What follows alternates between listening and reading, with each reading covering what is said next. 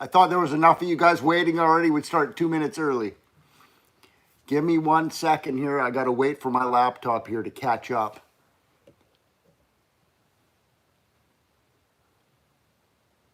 There we go.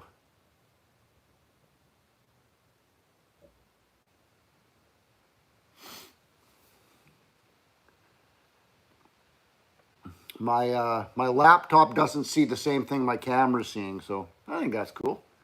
Hey guys, how's everybody doing today? Forget about it. Cool. All right. Well, some of you have actually seen. But by the way, can you tell me? Can you hear me okay? Can you see me okay? Is the lighting okay? Is there any lag? All that stuff. I think I weaseled all that kind of stuff out on Thursday when I did the test. Harold Fisher, no, it is not snowing here yet. Whew. Hopefully we got at least another month before that happens. I live in a rainforest. All's good, all's good. Awesome. Happy to hear. Wow, 153 of you in here already. That was quick. Cool. So, that's good. All right. Well, if you want to, let's do a real Q&A. Throw some questions at me and I will do the best I can do to answer your questions.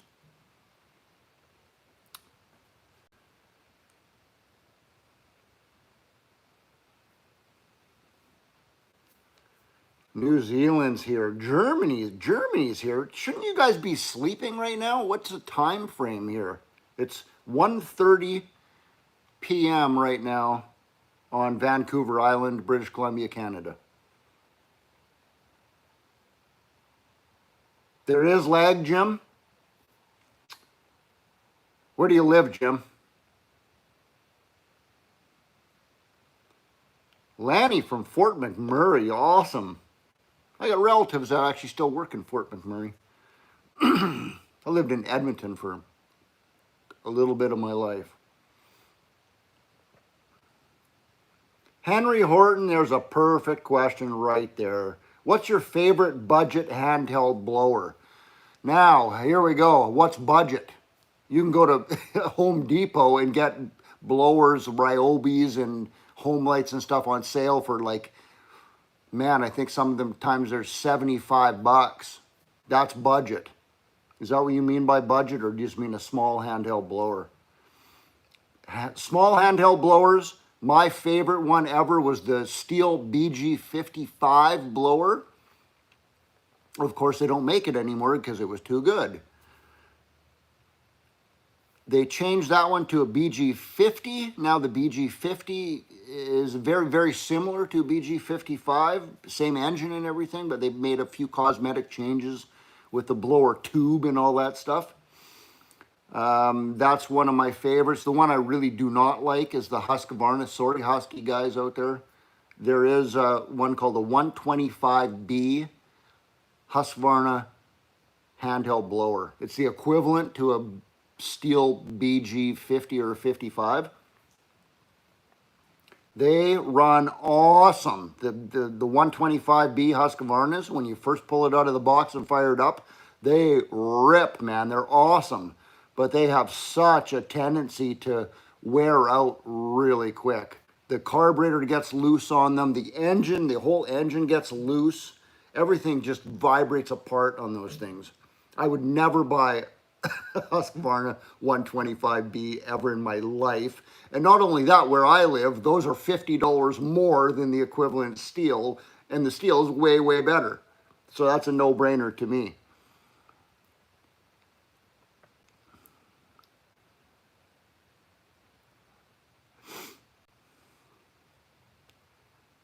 Hello from Sweden.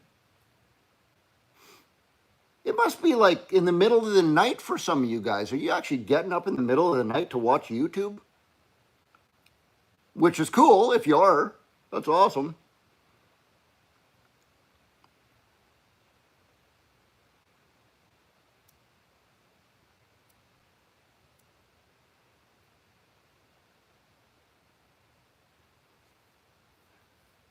Yeah.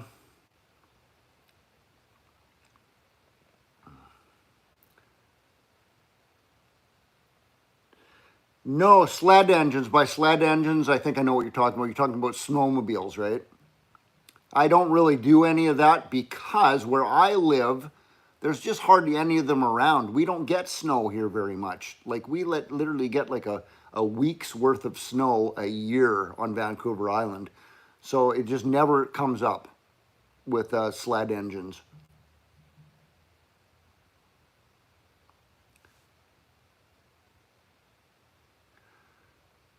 I have played with four-wheelers before and motorcycle engines, and I know a lot of people think that they consider that motorcycle engines and everything is in the small engine genre. I kind of don't. When I talk about small engines, it's lawn and garden equipment, outdoor power equipment.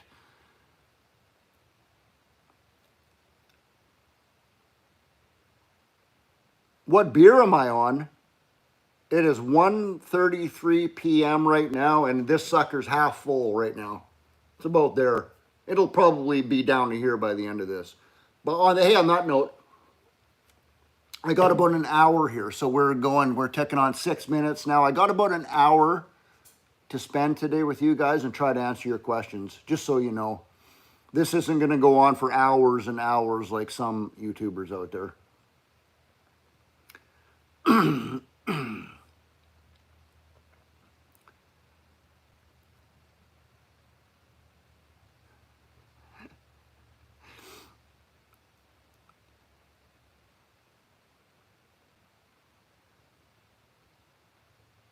Ron Silva, that's a good one. He says, "Hey Steve, where can I find a piston and a ring for a Pioneer 2400 saw?" Woo! I can't answer that question. I would love to find some of that stuff myself. Any of you other guys, I know there's a lot of small engine mechanics watching this right now. If you know how to answer his question, please chime in here on the chat. Jerry A, are you close to Victoria? Yes, just like it literally takes me, if I jump in my truck right now and start driving, I will be in Victoria in about an hour and a half driving.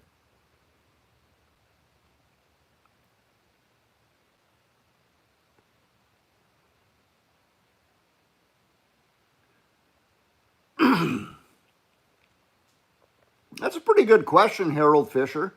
What's your favorite chainsaw to work on? I think everybody's favorite thing to work on is the easiest things to work on.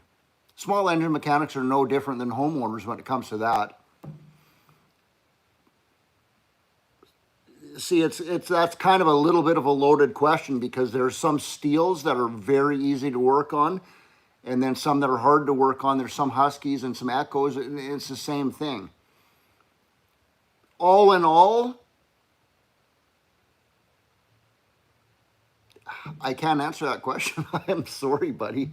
That's some chainsaws and some blowers, leaf blowers. You get into some stuff that are ridiculous. See this little mini Mac back here? Where's that? You see that little saw right there? It's a little McCullough mini Mac. That's the hardest chainsaw in the world as far as I know to work on. It's ridiculous. That's my least favorite chainsaw right there to work on. It's a neat little, it does run. It's a neat little ornament for the background.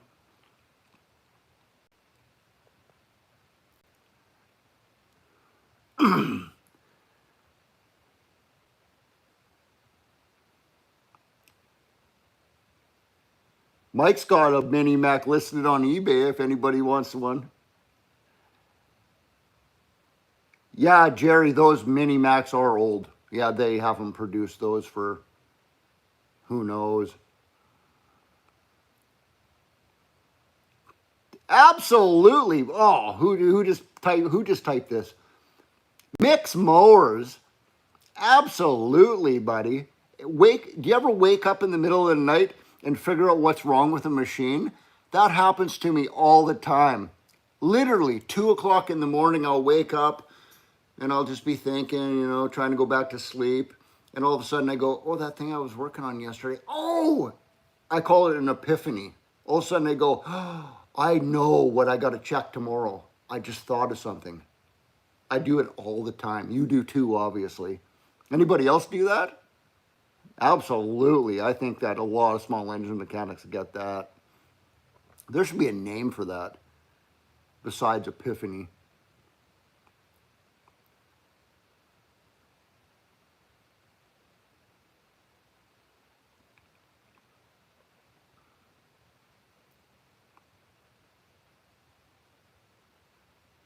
Oh, where was I? There we go. What do you think about the Briggs and Stratton engines that have the sticker on the top that says there's a sticker on top that says, what does it say? No need to change the oil, just check and add. The very first time I ever pulled one of those out of the box, I can't remember how many years ago it was, not that many years, maybe 3-4 years. When we I worked at Walker Saw Shop at that time. It was a Husqvarna mower with the Briggs and Stratton engine on it. And we pulled that out and we all gathered around and looked at this thing and we were all like, you got to be kidding me. Never need to change the oil. Just check it and add. You know what that tells me? We all agreed on this. We were like, they are outright admitting that they make a crappy engine. That's what we thought. They're saying there's no need to change the oil because this engine is going to wear out and be junk before the bad engine oil in it ever takes place. That's what I think too. I think that was I understand it as a marketing gimmick. I think that was probably, they sold a lot of lawnmowers, engines because of that. But I mean, you could say that about any engine. You could say that about a car engine. No need to ever check the oil, change the oil. Just keep adding oil if it's low. I think it's a total crock. It's the easiest thing in the world to do, and it's so cheap. I mean, out where I live, half a liter oil in most lawnmower engines is like under $3 to change the oil in a lawnmower. Why wouldn't you do that? Oh, my rail spike bottle opener. No, it's in the house. Or is it?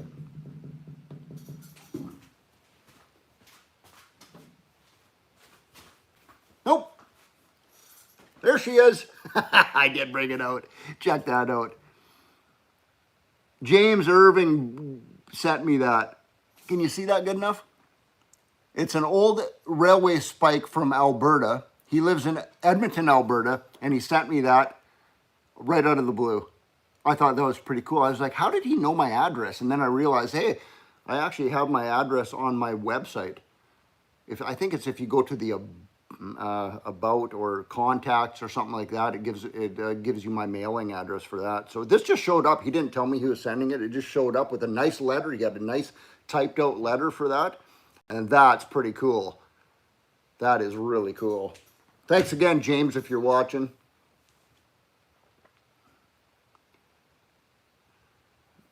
Pete Froud, just like I was saying, how can I be contacted? Go to my website and there's an email address on there, Steve Small Engine Saloon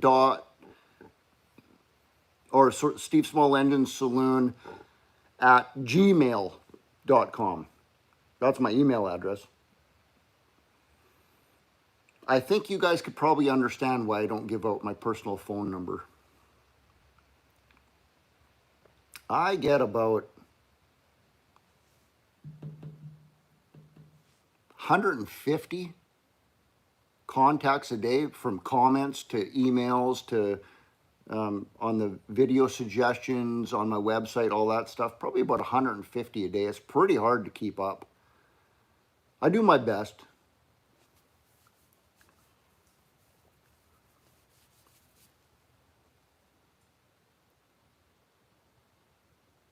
Yeah, mixed mowers. Yeah, right on. Hover mowers.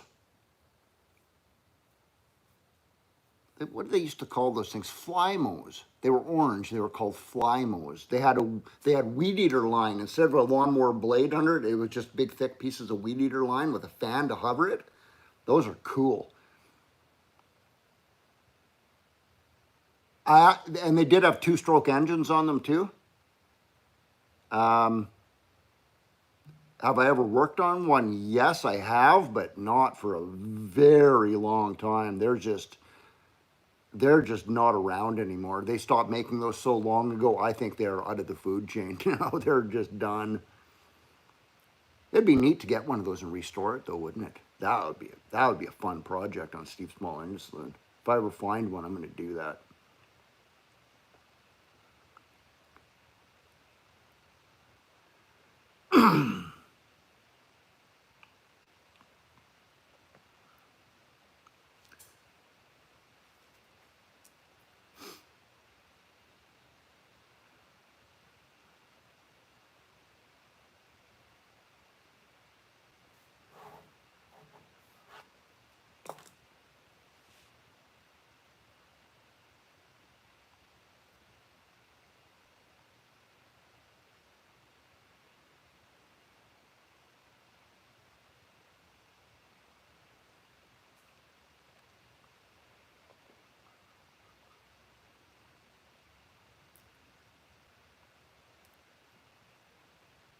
Hey, Fresh Funk, I do understand what you're saying. He says, sorry, no capitals in the chat, because I do understand what you're saying. A lot of people think you're yelling when you're doing that. That's like etiquette when you're posting something.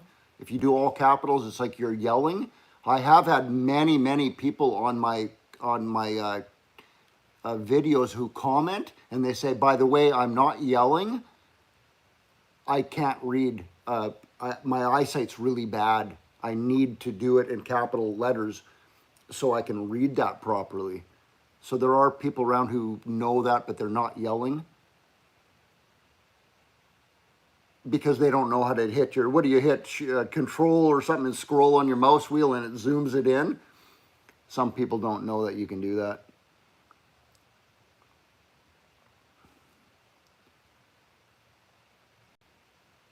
That's a really good question, Jerry. Oh, was it Jerry? Comments are going by quick again. Hold on. Yeah, Jerry A. Do they still make a 2-cycle lawn boy? Not to my knowledge. I don't think they actually do. And probably rightfully so, because the EPA, the Environmental Protection Agency, for a 2-stroke lawnmower, I don't think they could possibly meet the emissions requirements for a lawnmower. The 2-stroke guys, Steel, Husqvarna, Echo, all those guys, are keep changing their carburetors to make them run leaner and leaner and leaner to meet those regulations.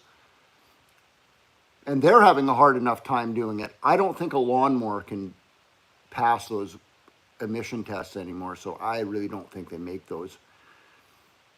Oh, Alex Springman, hey, thanks, buddy. Cool. Alex Springman says, hope you're having a great day today, Steve, and everyone else. I would love to see another best worst comments video from you. That video that I put out where it was my top 10 worst comments, not 100% sure if I should have put that out. Every comment on that video, though, people saying that was the hilarious, that was funniest thing I've ever seen. And then some of them are saying, yeah, you shouldn't have gave those guys the time of day. You should have just ignored them. And I did ignore that. You notice on that video, I didn't say any names, so I wasn't giving them credit for being on a video or anything like that. And then what did you say? You said, let me scroll back up again. Best, worst comments. I can't ever put a video out that is my top best comments.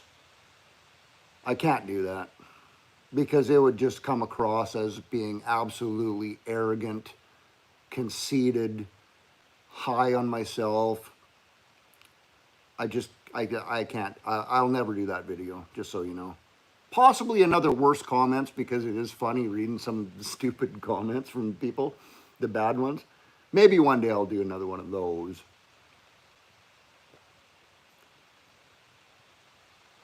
There you go.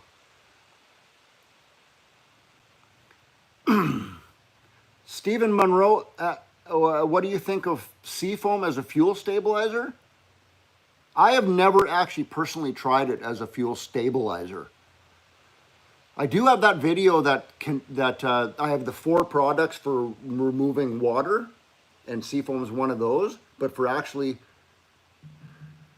stabilizing fuel, I've had lots of comments on my video saying seafoam works awesome for a fuel stabilizer. Me personally, I've never tried it, so I really can't comment on what I think about that.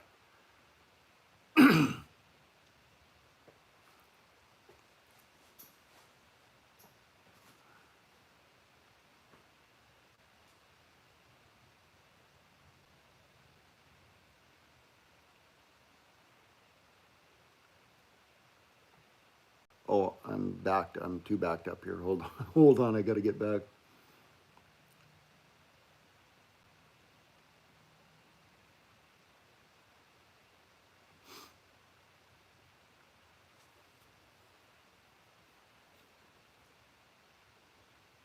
Howie Loso?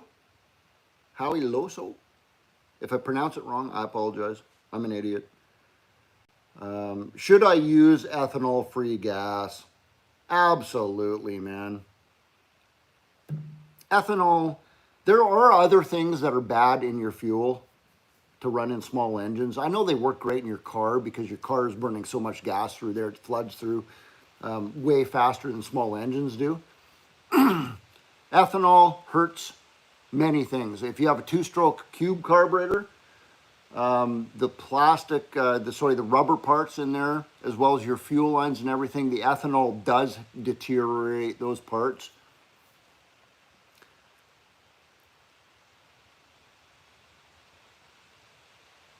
It costs minor amount if you can find it. Some people can't even find ethanol-free fuel where they live. But if you can find it, it might cost you a couple extra bucks to fill up a jerry can. But it is definitely worth it. It lasts longer, doesn't go stale as fast, all that stuff, man.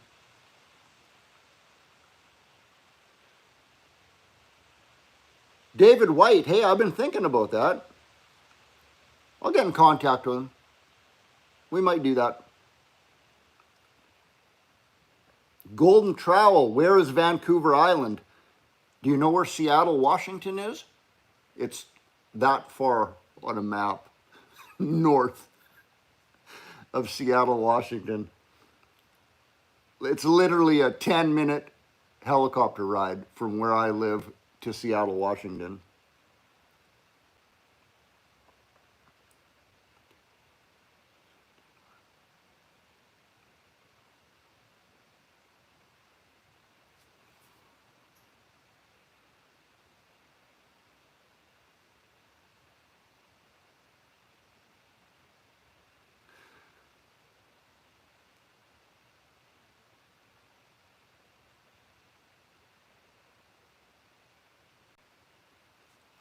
These are questions I get quite a bit. Ed says, where can I buy parts for an SR450? I am from the Philippines. That is something, Ed, that's something that's impossible for me to answer. I don't know. I'm not in the Philippines. If I had a small engine shop in the Philippines, I would probably know the answer to that. But if anybody else knows the answer to that, please chime in here and let Ed know.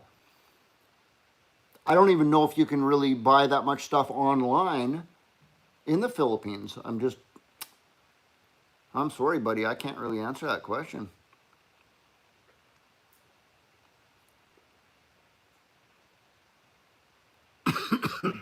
Trenton Davis, how to fix chipped spark plug threads. Do you mean the threads on the spark plug itself, or the hole that in the head that you're putting that in.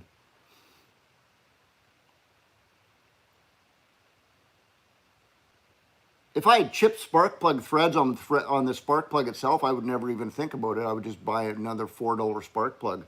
But if it's in the head that you're talking about, I do actually have a video on that too in my playlist. If you go back to my playlist, it's called something like it's probably in the playlist called Steve's Fun Stuff or something like that, where I actually take an old spark plug and cut some grooves out of it and then use it as a tap, or just buy a proper tap to clean those threads up. Or some people will call it a thread chaser. It is a tap.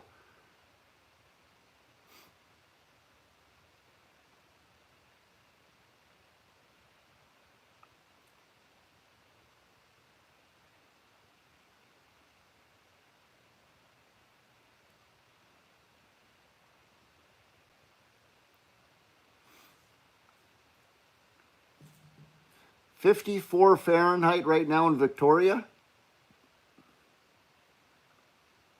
To be very honest with you, I don't know what 54 Fahrenheit is.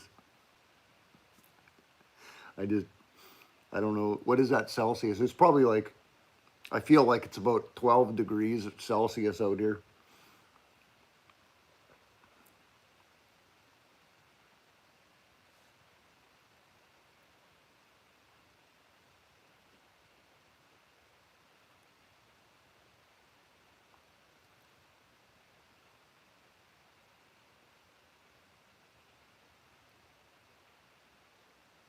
That's a pretty good one. DJ Volume. Hey Steve, what are the signs of bad crank seals? If you have bad crank seals in some units, if you have a bad crankshaft seal that actually leaks, sometimes your engine won't even start. You can't even possibly start the thing if it's leaking that bad. If you have a bad crankshaft seal and it does start, that's actually kind of a worse situation, because if you're getting, you know how you tune your carburetor, the low speed, the high speed. You're getting that tuned in so it's getting the proper mixture of fuel and air. Now you have a bad crankshaft seal, it's putting in more air. You're getting it too lean. You don't have enough gasoline, or the gasoline is mixed with oil, and you're not getting enough lubrication right now. So a lot of times if you have a bad crank seal, then you're going to smoke your engine. It'll be running so lean, not enough lubrication, and you'll score the cylinder, you'll score the piston, and most engines aren't even worth fixing after that.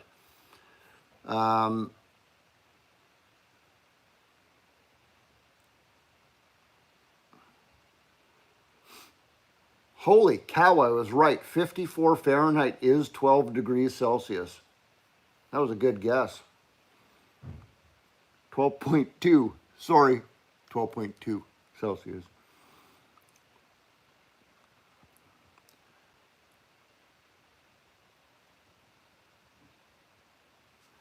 Yeah, Joe, your steel dealer said that if your steel MS250 chainsaw crank seals leak, it will destroy it. That is probably maybe not 100% true, but that's most likely it will. Yeah. The only way to check crankshaft seals are a vacuum test. I do not have a video yet in my playlist for pressure testing a two-stroke engine and then vacuum testing it. I do want to get one of those up really quick, because it is a valuable thing for people to know and people to learn. But the tools required, especially the pressure tester, vacuum tester, and then you have to have the proper plates, the adapters that go on to different equipment. The plates that you can test a Husqvarna chainsaw are different than the ones that you can use on a steel chainsaw, so it kind of is an expensive thing to get into as a homeowner, just to pressure test and vacuum test.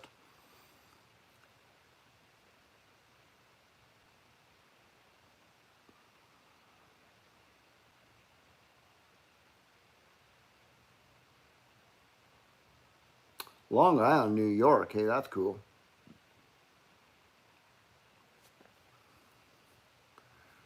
Just remember, guys, 308 of you guys on here right now. The comments are actually flying by. What I'm looking at right here should be the same thing you're looking at, and the comments are flying by really fast for me.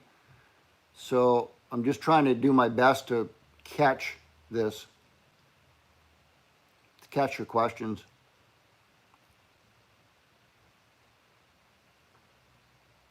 Firehawk, I do have some winterizing videos in my playlist.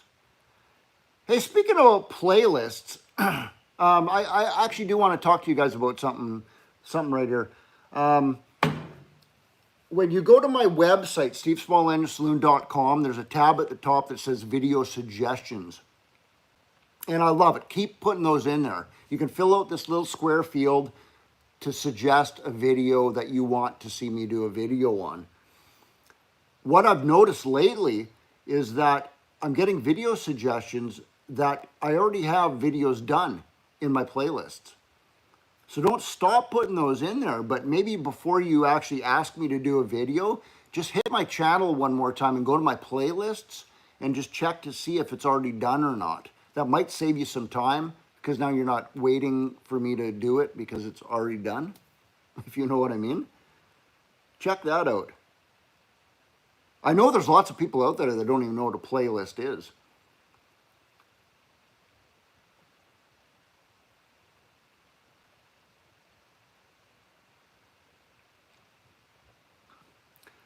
Yeah, there's a good one. Warped says, M-tronic or non-M-tronic? What's my opinion and preference?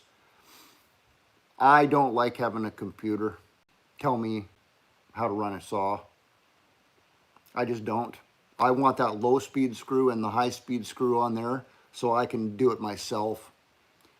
I think it's great for a homeowner who doesn't know how to do that, because then you reset it and it should work perfectly. You're not going to seize your engine, but in a lot of times you might be able to tweak that high-speed screw on an M-tronic, right? M-tronic, there's no low-speed, high-speed screw. 100% is adjusted by the computer. It will get to the point where that'll be all there is. I don't like them.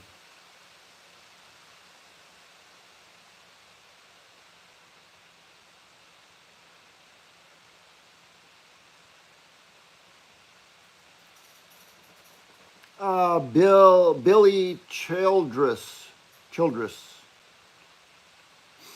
I do have how do you level a John Deere mower deck? I do have a video on in my playlist, again, in my riding lawnmower playlist on my YouTube channel. There is one in there for that.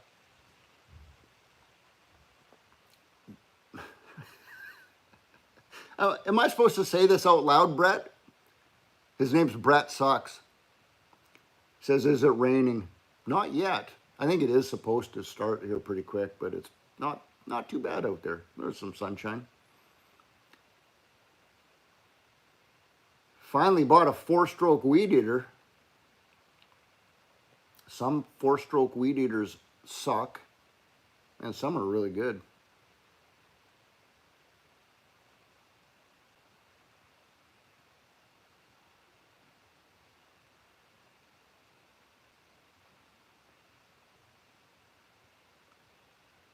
Amar Gill, do I like hockey? I am Canadian, eh? Yeah, I like hockey. I used to follow hockey a lot when I lived in Edmonton. I was an Edmonton Oilers fan. And then Gretzky moved to LA, so then I was an LA Kings fan. But I really don't follow it too much anymore. I'm not a super sports guy, if you know what I'm saying. James from the UK. Nice to see you, James. Fresh funk. Go Red Wings. Todd Baker, what do you mean by that? Thoughts on gas versus electric leaf blower? By electric, do you mean the one you plug in to an extension cord, or do you mean battery powered? Two different things. I will tell you guys this right now. What we were talking about earlier with the EPA regulations, I talked to one of the head guys at Husqvarna a couple years ago, and he told me that he believes that even Husqvarna won't be allowed to even produce two-stroke engines anymore, except for the big follower saws. That's different because there's no replacement for it. But he thinks that, this is what he told me, the EPA regulations get tighter and tighter every year, and they're forced to do their scavenging engine carburetors to make them run as lean as possible to have no emissions coming out. And then they keep crunching down, and then the manufacturers, not just Husqvarna, but all of them, keep having to change to make them run leaner and leaner. And he said that it's going to get to the point where the law to get the emissions down to a certain point, no manufacturer will be able to meet that law anymore. It will be physically impossible to do it. And he thinks that's coming very soon. Then the battery powered stuff is going to take over. And I said, well, how can they do that? And he said, simply because the EPA will say, well, there's a two-stroke weed eater right there. You don't need to sell it. There's a battery powered one right there that lasts for just as long on a battery charge than that does on a tank full of gas. It works just as good, and there are 0 emissions coming out of that battery powered one. That's what the EPA is going to say. So the battery powered stuff is absolutely the wave of the future. It is going to happen. It's already happening slowly.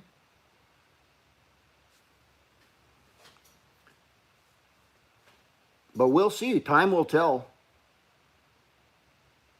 Dewey, I was going to say the same thing. Batteries are worse on the environment.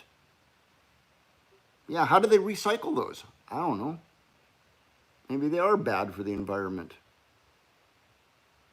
I don't know if they're bad for the environment as for emissions.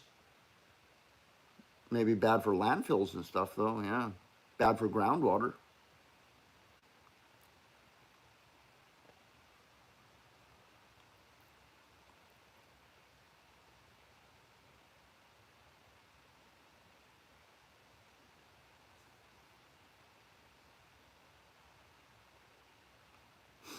Harvey Gibbons, how do you buy secondhand equipment?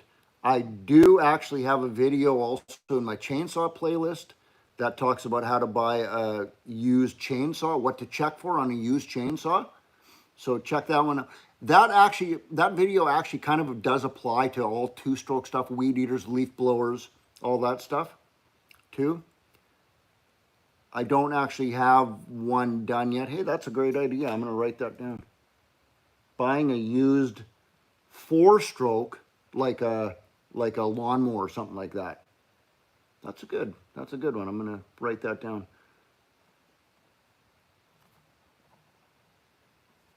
Yeah, right on.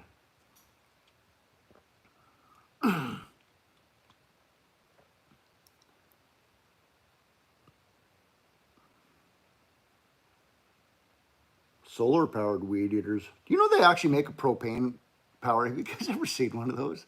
It's a propane powered weed eater. It's got one of those green bottles. I don't have any around. You know what I mean? Those old camping stove bottles. There's no fuel tank on it. You literally just take the camping stove bottle and you screw it in and fire it up, and it runs on propane. I don't know why there's not more of those made, because those have to have less emissions. And how in the heck does that work? Now, I'm really going to look into that now, because there's no mix oil in propane. How does it not seize up? I'm going to have to look into that. I think that's a great idea.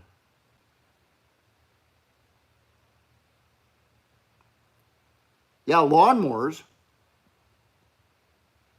Propane powered lawnmowers, yeah. And you know what? I got a couple propane powered generators around here too. That's different because they have the lubrication in the sump, like actual engine oil in there.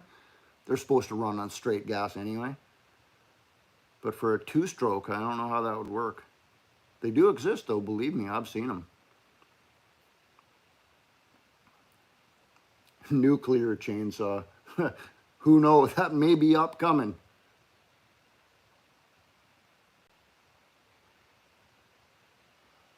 Michael Roberts, why would you pressure test a two? I assume you say 2 times carb.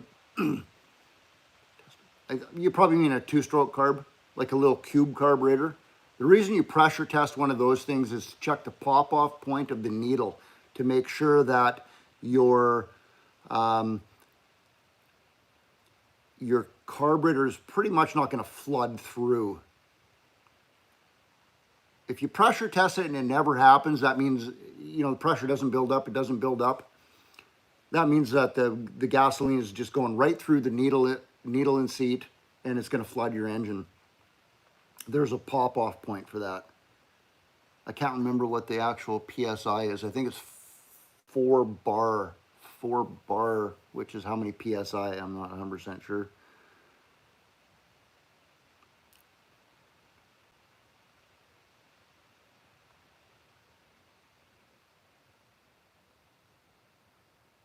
Leroy Jackson, have I ever worked on a Flymo? Somebody just asked that question like 10 minutes ago. Yes, I have, but not for a very long time because I think they're all dead now.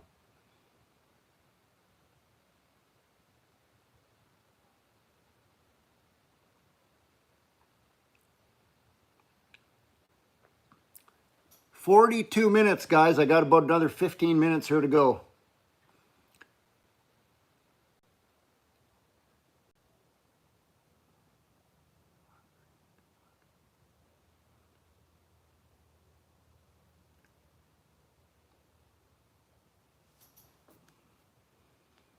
Leroy Jackson, you actually have a Flymo? Does it work? Does it actually run? Can you use it? Because if that's true, that's pretty cool, man. Take care of that thing.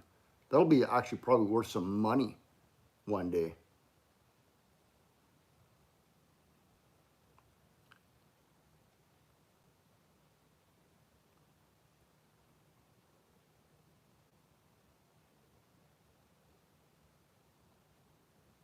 Comments are flying by. I'm trying to keep up. Uh-oh, now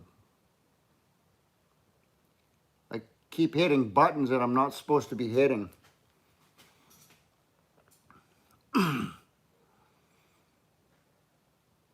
Brett, they still make Flymos in the UK? Are you serious? They still manufacture Flymos?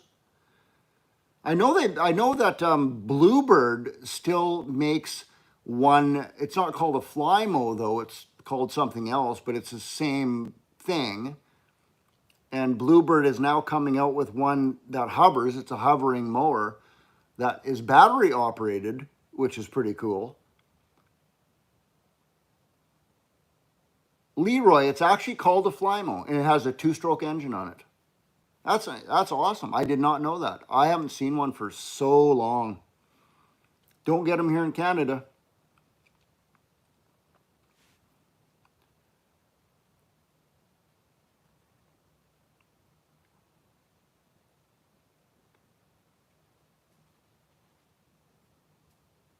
Ryan Collins, he says, hey, Steve, is it true if you full rev a new 2-stroke engine, you can scorch the cylinder? What's the best way to treat a new engine? Yeah, that's true. If you full rev it. I do have a video in my playlist about a cold seizure on the piston.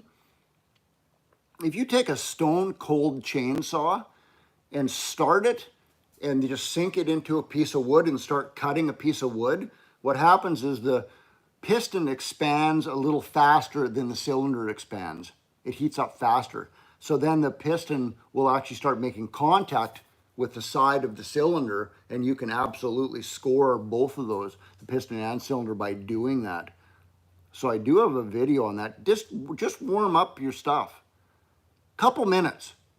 I have a backpack blower, a Steel BR 600. I just, before I came on today, I blew off my whole driveway. I started the thing and I let it sit there on the ground and idle.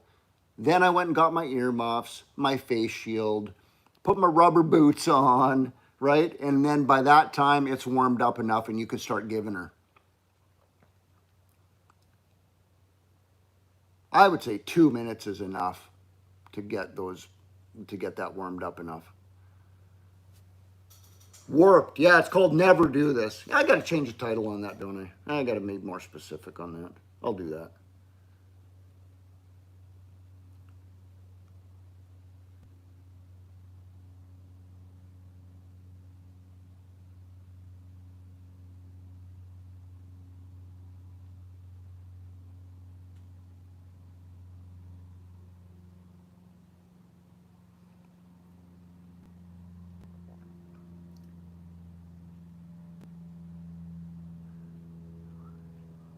And I got to keep scrolling down.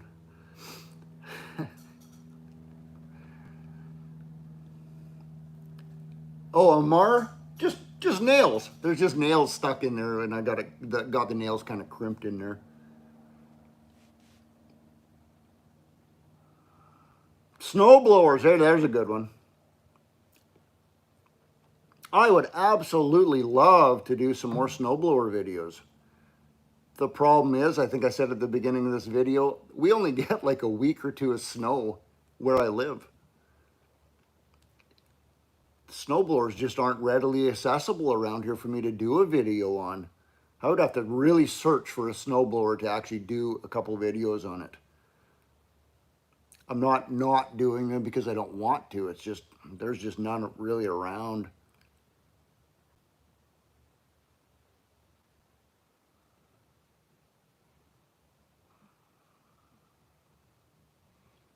Colin, absolutely, man. Guinness. That's one of my favorite beers right there.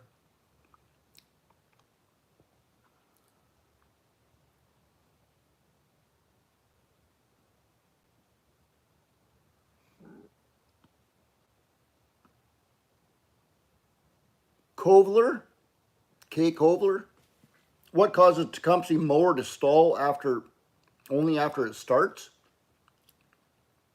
It could be many, many things. I do have another video on my playlist, of course. It's called Mower Dies in 2 Minutes, something like that. And it has to do with the fuel cap not venting. So it's actually starving for fuel. It'll stall because literally the carburetor is not getting any fuel from your tank. And that will cause that.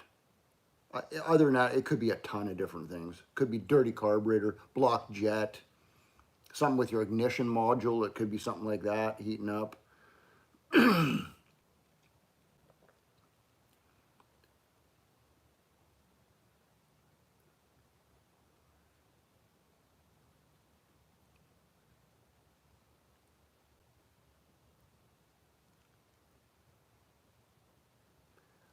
I think Massey, Ireland, are the Chinese Honda cloned engines any good?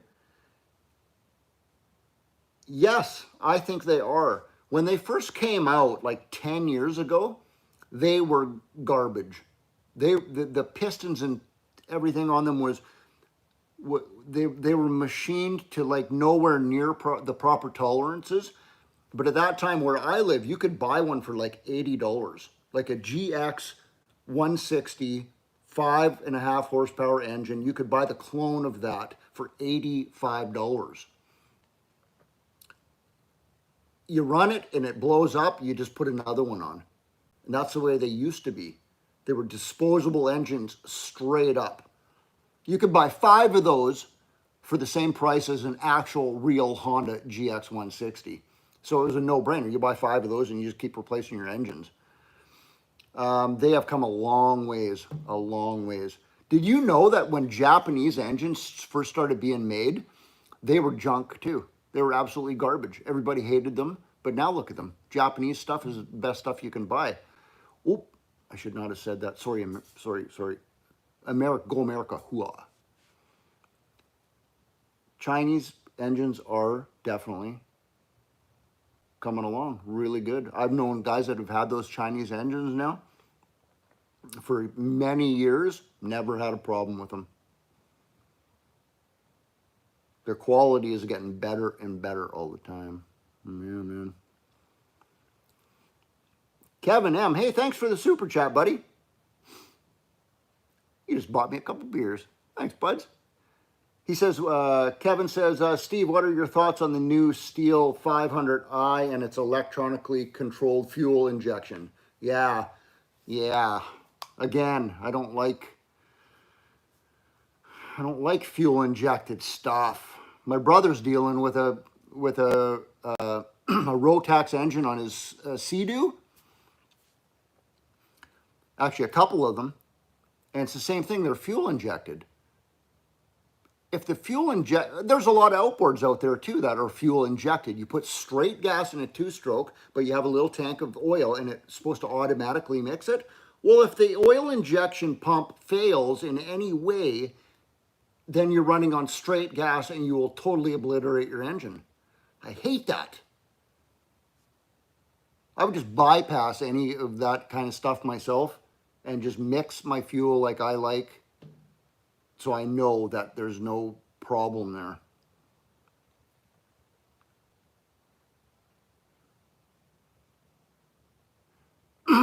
Stephen Hines, what's the best generator to have?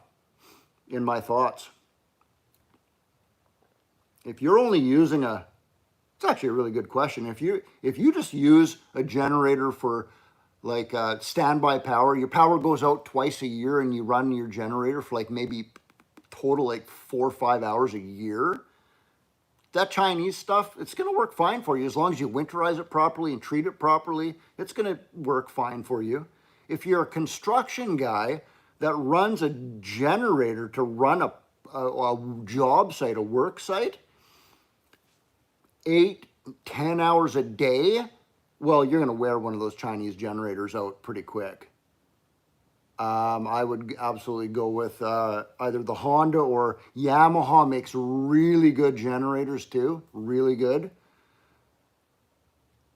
Right up there with Hondas. In some cases, I actually think the Yamaha generators are better than Honda. You do get what you pay for. But why buy a $5,000 Honda or Yamaha generator when you only use it for like once a year for a couple hours? Like, that's way overkill. That's kind of a waste of money, you know what I mean? I wouldn't do that.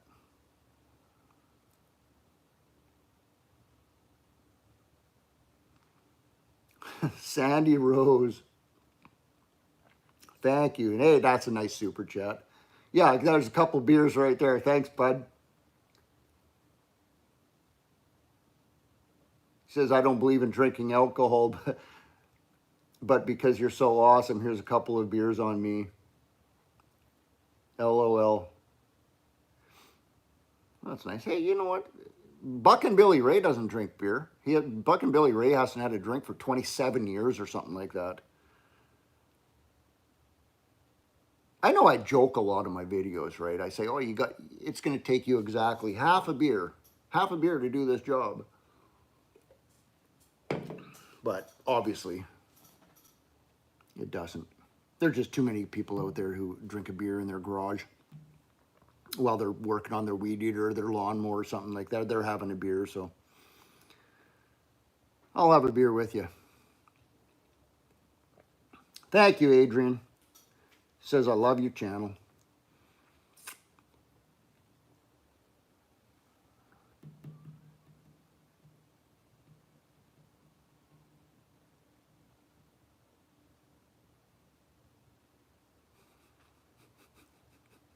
Leroy, I really hope that was a joke.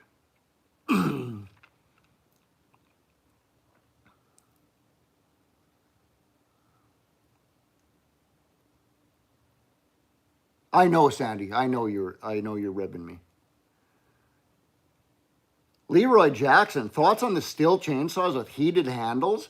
Do you realize that there are a lot of followers around where I live that cannot use a chainsaw without heated handles?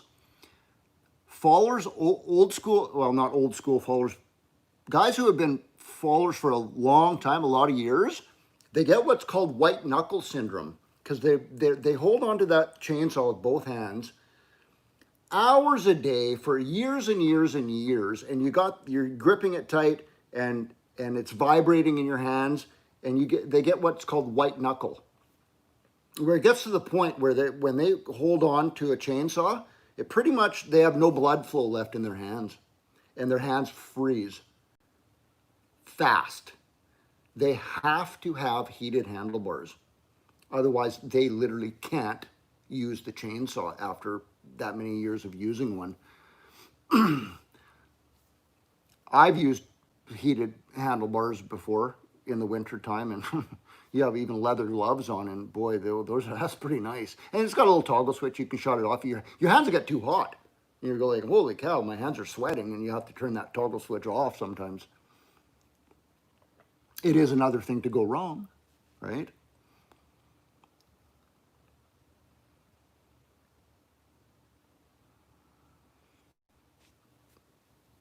Stephen Hines again. What do I think about Tecumseh Motors? I think there's a good reason that Tecumseh went out of business. That's what I think. I still have a lawnmower sitting over there. It's got a Tecumseh engine on it. And they were always, where I live, they were always considered the bottom of the barrel. You get your good stuff. If you just can't afford a good lawnmower engine, get a Tecumseh. Then again, there's going to be some guys out there who will disagree with me on that, and they'll say, I had a Tecumseh engine on something, my rototiller or whatever, and that thing ran for 30 years.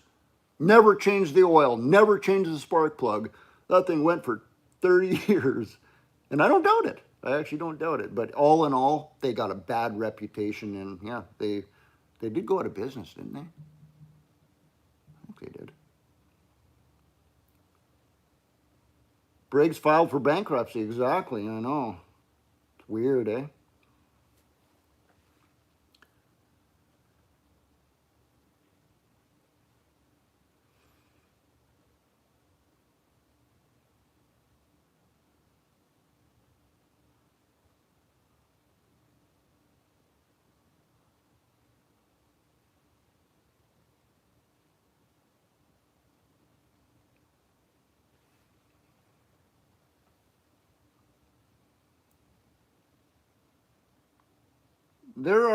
Trevor, there are some, he says, what do you think about Briggs lawnmowers? Well, Briggs doesn't make a lawnmower, obviously, but yeah, I know what you mean. It's a Briggs & Stratton powered lawnmower with the engine on it. They do make some decent stuff, but they're making just, oh, they're putting out some stuff now that is just junk. I way prefer some of the old Briggs & Stratton engines are still running. Lawnmower engines are still running, but now the new technology coming out and the new styles, the new designs and everything, they just don't work. Those square plastic carburetors, those black ones, they just, I would way rather prefer a Kohler engine. There's some Chinese knockoffs of a Kohler engine, and I think they're called power mowers. They look exactly like a Kohler lawnmower engine, and they're actually not bad engines. Not bad. Yeah, Tyler, you got Briggs, and you go up into the twin cylinders, the bigger engines. Those are better engines, absolutely. Briggs & Stratton opposed twin, I can guarantee you're not going to see a sticker on top of that thing that says no need to change the oil. Just check and add. There won't be a sticker on that one.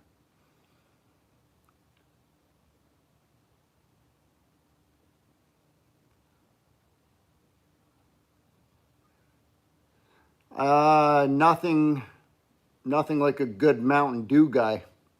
What do I think of the Power Fist engines from Princess Auto? You know, I've never heard that name before in my life, but you know what? All of those Chinese knockoff, like Honda knockoffs or Kohler engines, the knockoffs, They're all the same engine. Well, not all of them, but they put different names. Like you said, Power Fist. Well, then you're going to see one that's a Power More or other names out there. And they're all identical engines. They just put a different sticker on them.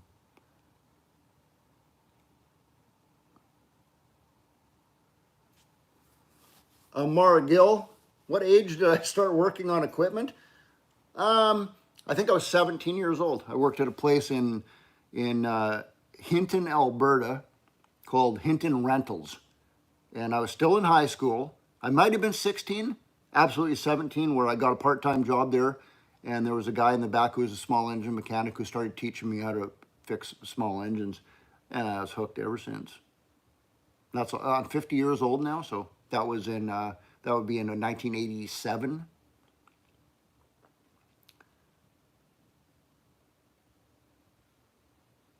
That's a good question. Electric cuts, what's better, Honda or Kawasaki? Cowies are good, man. Cowies and Hondas are both good. I can't make a decision between those two. Get those old John Deere walk-behind lawnmowers. They were called 14SB, 14SEs, the JX 75s, those ones, Kawasaki engines. Those things were awesome lawnmowers. Probably still lots of them out there still ticking today.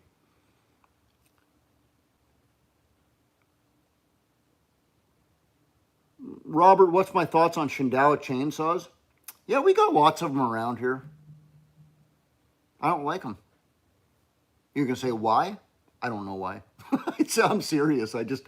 There's something about them. They just feel wrong. They run weird. I don't know. I just don't. Shindao weed eaters, like grass trimmers, that's a whole nother story. Those things are awesome. They're probably the best built ever. But the chainsaws, I don't know. I don't really like them at all. Carrie Sutherland, snowblower for wet snow. I will tell you this. Do you know what the difference between a single-stage snowblower and a two-stage snowblower is?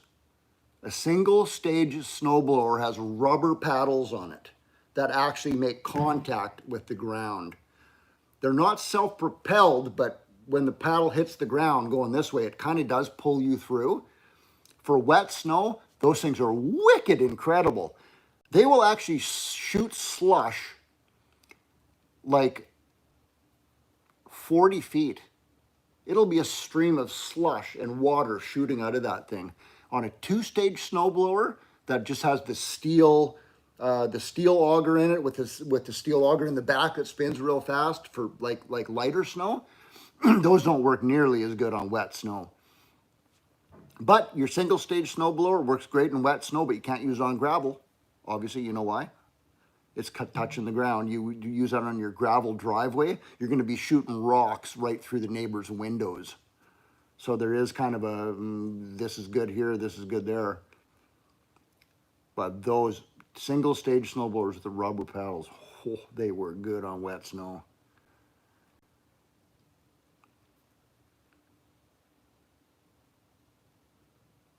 Yeah, what are we at? 64 minutes, guys. I got to take off. I do.